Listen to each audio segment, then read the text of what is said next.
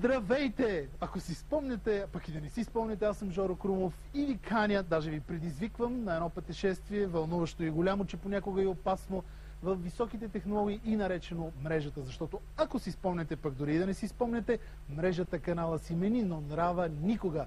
Елате ръка за ръка заедно да погледнем какво преживяхме в тия 8 години, за да достигнем от обикновената мрежа с кльомба до мрежата с кльомба, ама 2.0.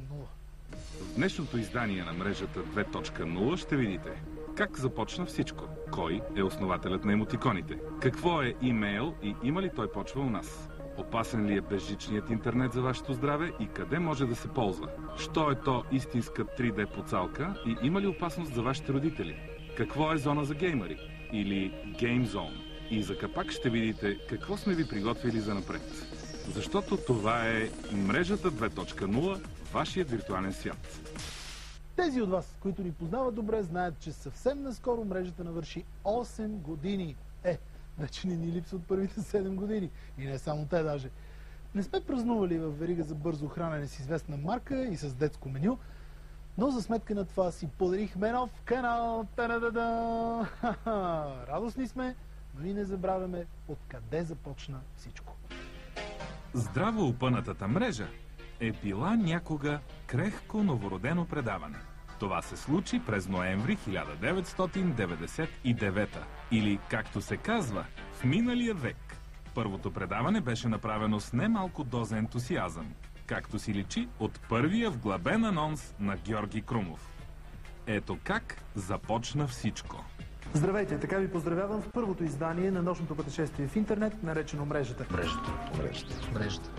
You are watching the net. И ако мислите, че мрежата е мястото, дето висят паяците, не. Мрежата е вашето удоволствие да сте господари на нищо, а да сте подвластни на всевъзможните съблазни да си загубите времето.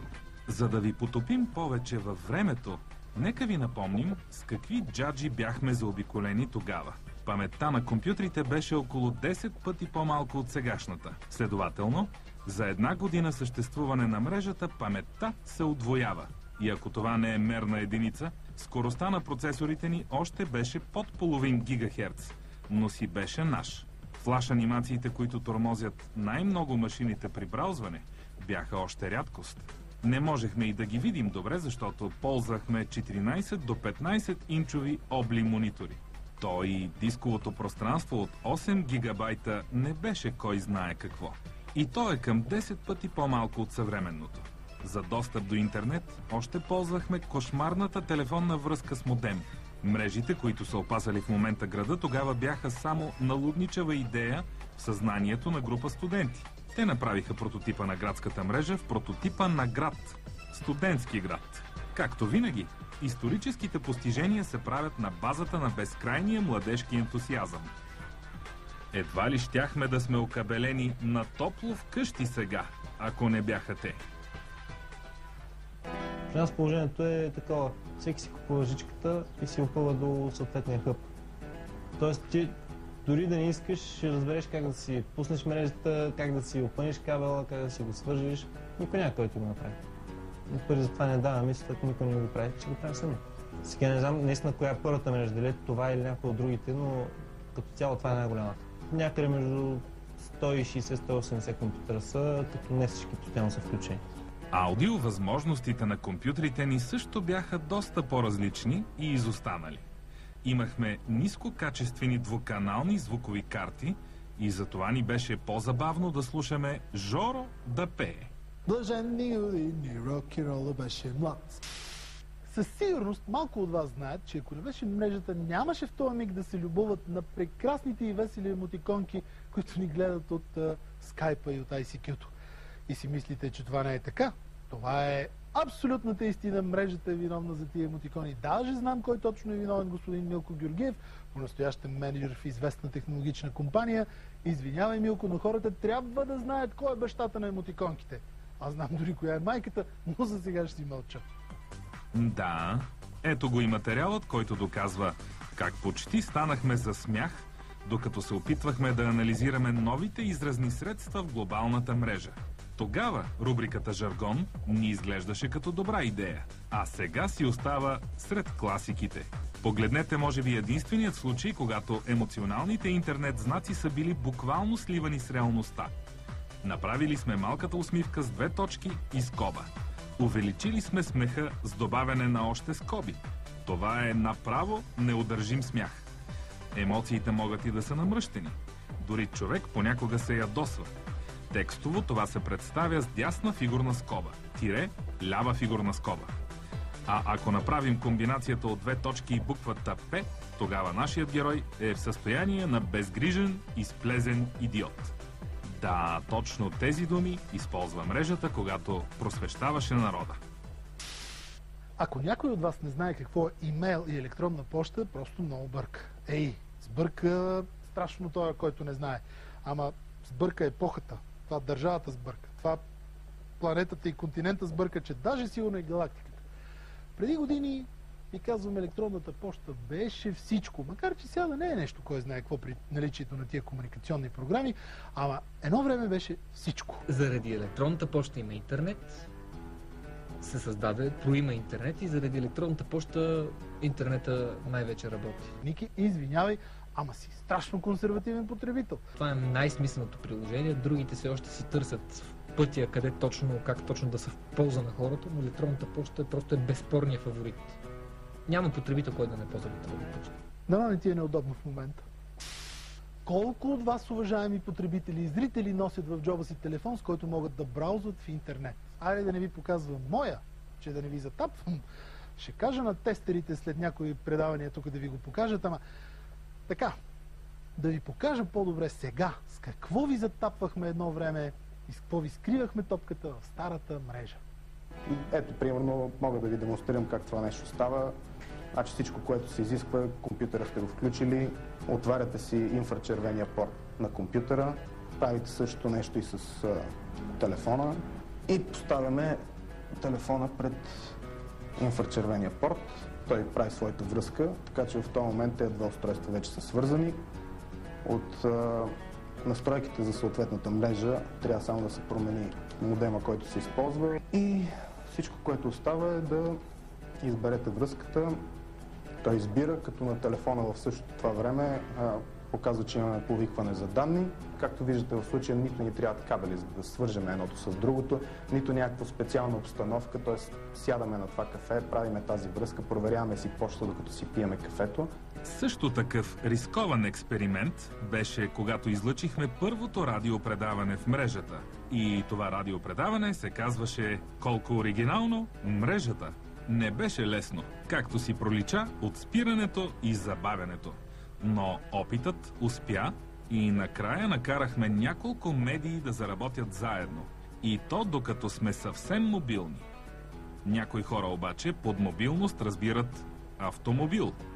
И ако тези хора са хакери, се получава високотехнологичен автомобил, пълен с монитори и мрежови кабели. Такава е колата на известният хакер Кимбъл, който стана преследвач на хакери. Жоро Крумов пък преследваше него и го залови заедно с колата му. Внимание, ниско прелитащи лаптопи. Никакви лаптопи не прелитаха наоколо, имаше само самолети, които си летят без проблеми и съдържат много лаптопи в себе си. Това е репортажът от една от първите системи за осигуряване на интернет по време на полети. Сега вече всеки може да разглежда любимите си сайтове на голяма височина над океана. Да, ама преди беше друго. Вървя по улицата, блъскам се в градския транспорт и тук ме надавам ухо да чуя какво си говорят младите. Много намодерни си правят тия младежите, бе. Това пускат си видео имейли, това организират си видеоконференции по скайпа, разни други видеоработи. Момчета, казвам ви, не сте толкова модерни, бе. Дори старата ни мрежа беше по-модерна от вас. Вижте, ако не вярвате. Помните ли първото уеб интервю, което ви показахме? Нужни бяха само 2 уеб-камери от двете страни на разговора и подходящата програма. Живото видео по интернет дойде сравнително късно в историята на мрежата, защото изискваше бързи машини и бърза връзка.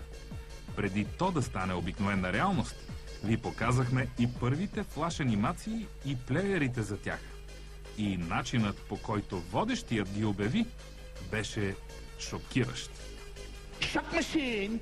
Първите флашплеери бяха програми, които анимираха векторни образи, което означава, че искаха сравнително бавен интернет и бяха наистина много ефектни, въпреки скромните си изисквания. Скоро явлението флашчета стана лавинообразно и се появиха наистина много интересни сайтове, представящи работата на талантливи художници и аниматори. Виждали ли сте интернет сватба?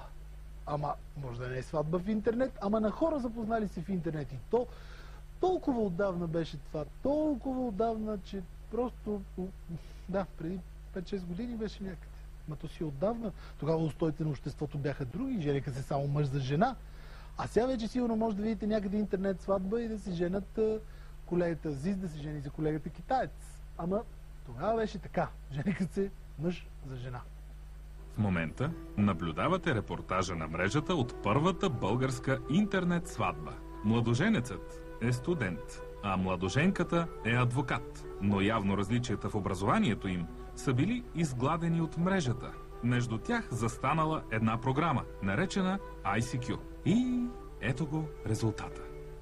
Преди 2 години реших веднъж да напиша в ICQ собствената си фамилия, но с едно А отзад. Като се обзаложихме с един мой приятел, че ако успея да намеря жена за нея, ще трябва да изляза с нея. След половин годишно, не, по-малко, 6 месеца виртуална връзка се решихме на среща на неутрална територия между София и Пловдив. Сега, уважаеми зрители, леко снисходително така се присмивате вие на имейла, защото сте интернет отворковци, нали? Ама едно време, преди да бъдат измислени още ICQ-то и Skype-а, ние в мрежата показахме първата имейл книга. На български език това е първата книга, която е съставена само и изключително от електронни писма. Тук няма намесена никаква друга пряка реч, никакъв разказ, никакво описание. Тук всичко е само живото имейл послание. Любовен роман, в който можем да кажем, че интригата е весела, занимателна, приплетена плюс това е с едно разследване, едно криминално престъпление.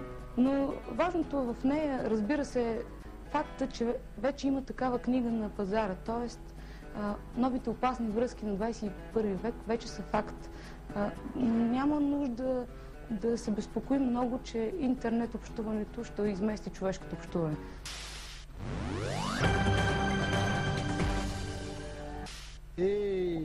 Голяма мрежа оплетохме в последните 8 години. Ама това хванахме всички новини от българската IT среда, че и тук да ме хващахме новини от международните IT изложения. А веднъж при една незащитена безжична връзка, вижте вируса, който нашия лаптоп прихвана. Честит рожден ден, Табако! Пак ли ти, бе? Абе, ние не се ли отървахме от тебе преди години, а? Закъсняваш вече 10 секунди по сценария. Ей, хитрец, ще ти дръпна щепсела веднъж за винаги. Гледай какво имам в ръцете. Ново време, нови технологии. Водещият се изложи, но това е нищо в сравнение с изложенията, които посети мрежата за последните години. Това са най-атрактивните високотехнологични изложения, свързани или с компютри, или с кабели, или с научно-фантастични играчки, или с всичко това накуп. Преживяванията ни там бяха наистина образователни. Видяхме какво представлява една важна част от образованието на бъдещето, а именно черната дъска. Само че тя вече се нарича интерактивна дъска и изключва необходимостта от търсене на изчезналата гъба и всякакъв вид гърчене на дежурния ученик. Новото поколение черни дъски са проектиран екран на компютър, където могат да се местят прозорци, да се слагат формули и да се трие бързо и лесно, изцяло виртуално. С надеждата, че налетите знания в главите на учениците ще са съвсем истински. Манията за модифициране и усъвършенстване на кутиите за PC са често практични, но понякога са само плод на естетичен каприз. Срещнахме хора, които имаха огромното желание да вградят компютъра ви в стъкло или дори в аквариум. Един от най-впечатляващите продукти, видени по изложенията, дори не може да се нарече продукт, защото е като жив. Това са роботите Кютаро, които представляват нещо средно между робот и домашен любимец. След като ги погледа известно време, човек дори забравя, че са изкуствени. Те дори разпознават собствения си вид и се сприятеляват с останалите кютарота.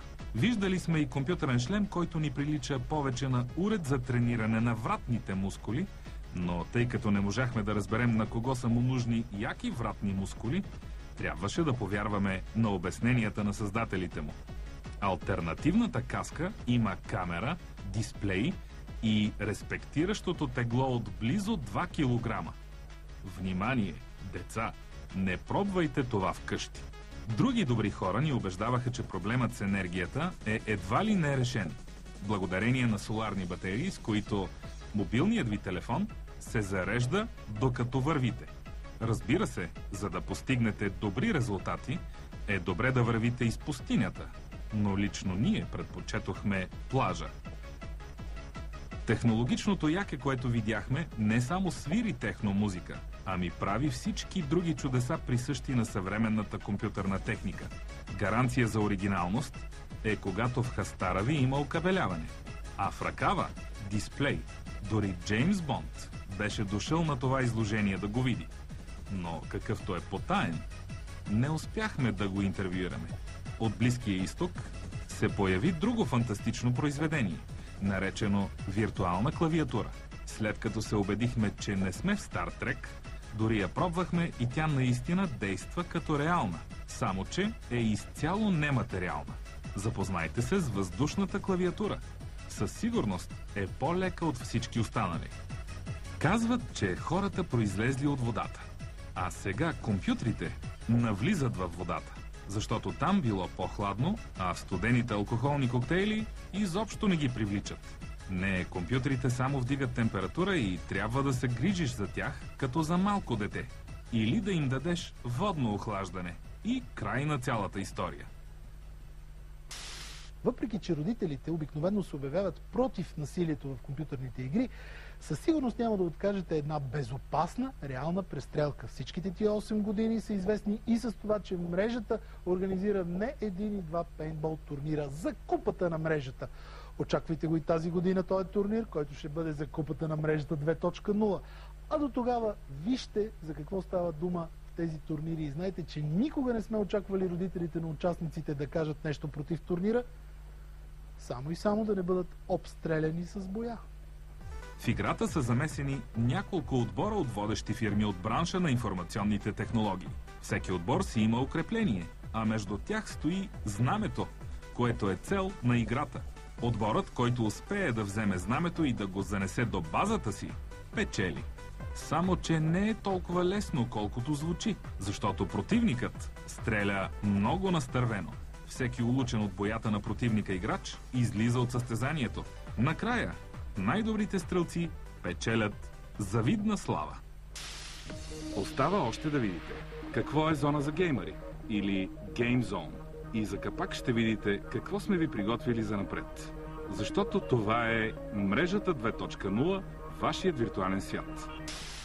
Преди около година и половина стартира нашата Game Zone. Идеите на сценаристите в тая посока бяха толкова много, че се оказа, че веднъж месечно отделяме време на Game Zone-ата и всъщност мрежата се превръщаше в мястото, където се изявяваха тримата мускитари Иван, Сашо и Влади. Вижте всъщност как започна всичко.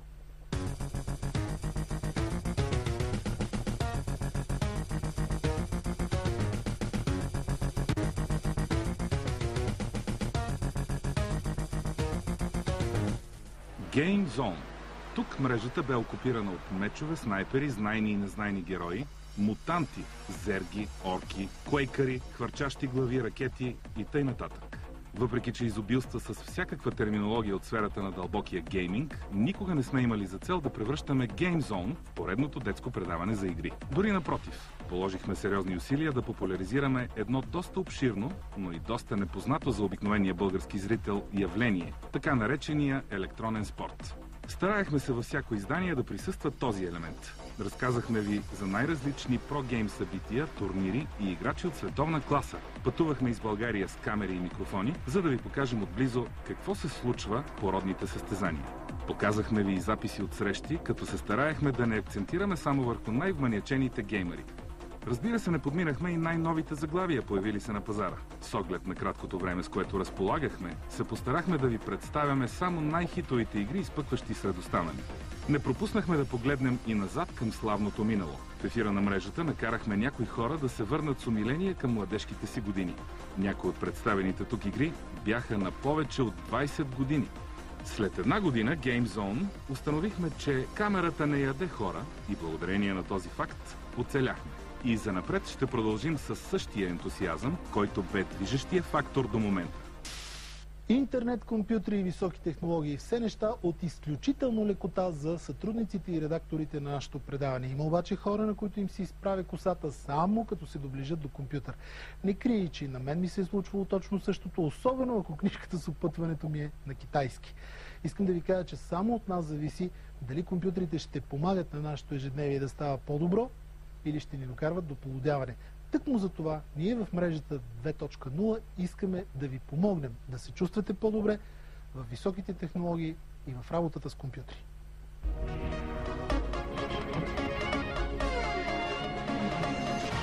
Витамин С помага ли срещу компютърни вируси? Трябва ли да се кръстим пред иконите от десктопа? Модзила ли е сестрата на Годзила? Ако нощем се будите измъчвани от подобни въпроси, значи сте попаднали на точното място или сте за психиатрията. Тази рубрика на мрежата 2.0 е за всичко, което сте искали да знаете за интернет, но ви е било срам да попитате. В мрежата срамни въпроси няма. Тук просвещаваме за кратко време и на съвсем разбираем език. За да нямате нужда от часове по въведение в компютърните технологии или уроци по компютри, гледайте Даскал БГ. Спокойно, той няма намерение да стъчкува, когато и да било.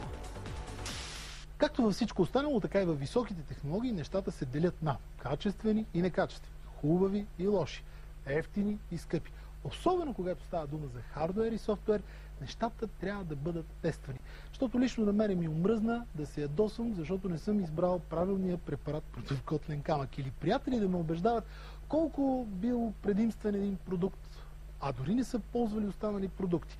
Тъкмо за това ние в мрежата 2.0 решихме да тестваме вместо вас. За какво става дума, ще разберете точно сега.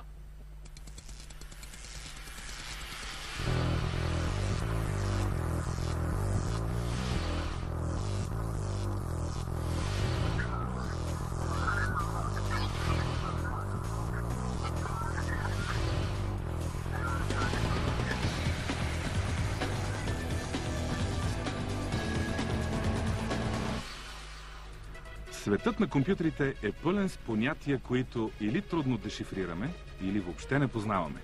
Точно поради тази причина, когато става въпрос за тестване на хардуер или софтуер, техните характеристики и параметри трябва да бъдат разделени условно на няколко категории. Всякакви рефреш рейтове, мегабайти памети, разделителни способности и подобни на тях неща може условно да обединим в понятието технически характеристики. Цветовете и дизайна могат да влязат в категорията външен вид. И така, докато стигнем до немаловажната категория цена. Кое е по-доброто? Кое ще свърши по-добра работа? Тази или онази мишка? Този или онзи монитор? Коя видеокарта е по-добра? Защо да изберете този процесор? Отговорите на тези въпроси само в Тестер и мрежата 2.0. Уважаеми зрители, това беше предаването за днес. Както се казва, нова година, нов канал. Моля, гледайте ни следващия път, когато сме приготвили куп доказателства за това, че 2 е повече от 1 и за това, че модерното е много по-яко от не толкова модерното. Аз съм Георги Крумов. Моля, пишете ми с вашите предложения на krumov@netbg.net и помнете, ако нещо го няма в интернет, значи не съществува. Чао, до следващата мрежа 2.0.